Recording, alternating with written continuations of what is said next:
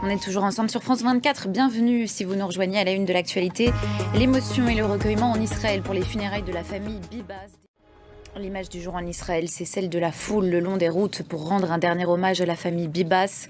Des milliers de personnes se sont rassemblées pour saluer le passage du cortège funéraire.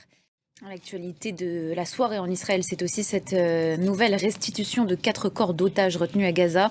Elle devrait se faire cette nuit sans cérémonie selon la branche armée du Hamas.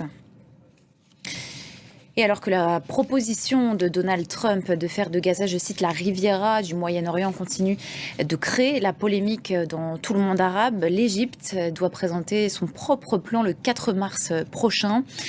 Considérant l'importance du sujet, eh bien, les Égyptiens ont décidé de communiquer plus qu'à leur habitude lors d'un panel d'experts organisé au Caire. Sur place, notre correspondant Edouard Dropsy.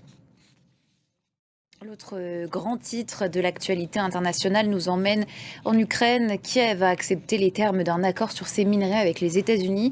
Il pourrait être signé ce vendredi à Washington. Alors quels sont les montants en jeu? Quelles sont les garanties de sécurité réclamées côté ukrainien? Précision à ce sujet signé Johan Delera.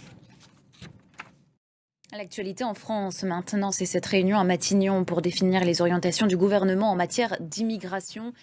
Alger a refusé à de multiples reprises ces dernières semaines de laisser rentrer sur son sol plusieurs de ses ressortissants expulsés de France. On fait le point sur ce dossier avec Anaïs Furtad. C'est la fin de ce journal. Merci pour votre attention. Restez avec nous sur France 24.